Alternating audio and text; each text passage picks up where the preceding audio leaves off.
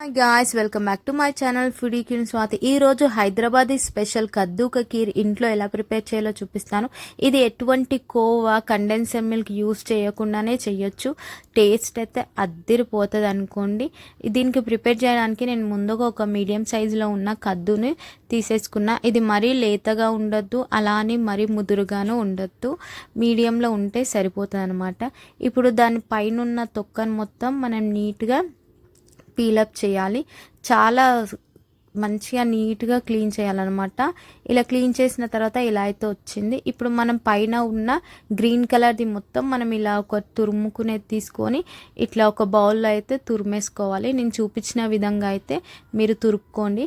లోపల ఉన్న వైట్ను అవాయిడ్ చేసి ఓన్లీ బయట గ్రీన్ మాత్రమే మనం ఇలా తురిమి ఇలా తీసుకోవాలి. నాకైతే ఇంత క్వాంటిటీ అయితే వచ్చింది, అంత మీడియం సైజుకి. ఇప్పుడు ఒక బౌల్ తీసుకొని మనం ముందుగా హాఫ్ అన్ అవర్ ముందు అయితే మనము సగ్గు బియ్యాన్ని నానబెట్టుకోవాలి. ఇలా నానబెట్టుకున్న తర్వాత హాఫ్ అన్ అవర్ అయినాక దీన్ని కొంచెం మనము బాయిల్ చేసుకోవాలి. ఎందుకంటే ఇవి తొందరగా నానవు కాబట్టి కొంచెం బాయిల్ చేస్తే తొందరగా అయిపోతుంది. ఇప్పుడు స్టవ్ ఆన్ చేసి ప్యాన్ పెట్టి 1/2 లీటర్ పాలు అయితే పోసేసుకోవాలి. మీరు ఎక్కువ కూడా చేసుకోవచ్చు, నేనైతే 1/2 లీటర్ యూస్ చేస్తున్నా. ఇప్పుడు ఒక 10-15 కాజులు అయితే నేను నానబెట్టుకున్న ఒక 10 మినిట్స్ పాటు. ఇప్పుడు స్టవ్ ఆన్ చేసి వేరే ప్యాన్ పెట్టేసి ఇంకా అందులో 1/2 టీ స్పూన్ బటర్ అయితే యాడ్ చేయాలి. ఇది బటర్ యాడ్ చేసి కొంచెం ఇది కరిగిన తర్వాత మనం ఏదైతే పీల్ చేసి పెట్టుకున్నామో కద్దుది ఇప్పుడు అది ఇందులో యాడ్ చేసేసి పచ్చివాసన పోయేంత వరకు మంచిగా వేయించాలన్నమాట. ఇలా వేయించడం వల్ల మనకు కద్దు స్మెల్ అనేది రాదనమాట మనం కద్దు ఖీర్ చేసినప్పుడు. ఇప్పుడు ఇది పక్కన పెట్టేసి ఏదైతే మనం పాలని మంచిగా వేడి చేసి పక్కన పెట్టేసుకున్నామో ఇప్పుడు ఇది మంచిగా మళ్ళీ స్టవ్ ఆన్ చేసి మళ్ళీ పెట్టేసి ఒకసారి మీడియం సైజులో పెట్టేసి ఇంకా పాలు బాగా వేడి అయిన తర్వాత ఏదైతే కద్దు మనం ఫ్రై చేసి పక్కన పెట్టుకున్నామో ఇప్పుడు అది ఇందులో యాడ్ చేసేసేయాలి. ఇందులో యాడ్ చేసేసి ఒకసారి ఇంకా మంచిగా కలుపుకోవాలి. ఈ కద్దు అనేది ఈ పాలల్లో మంచిగా ఉడికిపోవాలన్నమాట.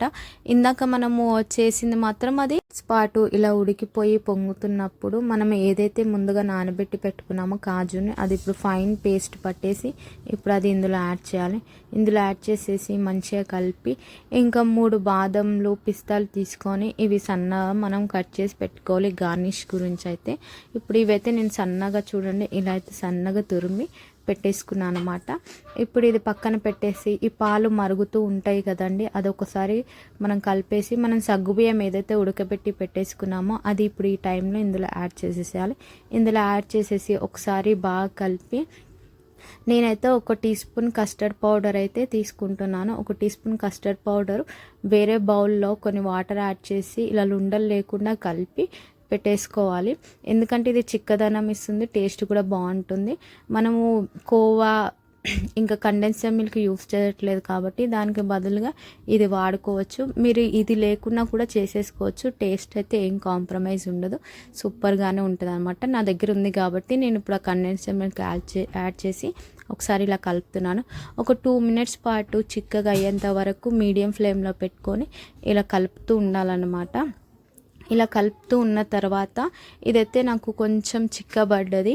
ఇలా మనం ఒకసారి చూసేసుకోవాలి, మనం చిక్కదనాన్ని బట్టి చూసేసుకొని ఒకవేళ ఇది మంచి చిక్కగా అయితే ఇప్పుడు ఈ టైంలో మనము షుగర్ యాడ్ చేసేసుకోవాలి. మన టేస్ట్ తగ్గట్టు షుగర్ యాడ్ చేయాలి. నేనైతే ఒక 5 టీ స్పూన్స్ వరకు షుగర్ అయితే యాడ్ చేస్తున్నా, మీరు మీ టేస్ట్ని బట్టి యాడ్ చేసుకోండి. ఇప్పుడు మనం ఏదైతే తురిమి పెట్టేసుకున్నామో బాదము పిస్తా ఇప్పుడు అదే యాడ్ చేసేసి ఒకసారి బాగా కలుపుకొని ఇది దగ్గరికి పడ్డ తర్వాత ఇంకా స్టవ్ ఆఫ్ చేసి దీన్ని ఒక హాఫ్ అన్ అవర్ వరకు ఫ్రిడ్జ్లో అయితే పెట్టేసేయాలి. దీన్ని ఇప్పుడు ఫ్రిడ్జ్లో పెట్టేసి నేను తీసేసరికి చూడండి ఎంత బాగా అయితే రెడీ అయిందో. టేస్ట్ అయితే అదిరిపోయింది అనుకోండి, సూపర్ అంటే సూపర్గా ఉంది.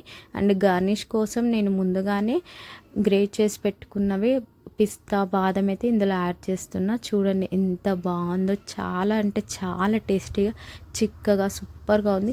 బర్త్డేస్కి కానీ ఇంట్లో ఏమైనా ఫెస్టివల్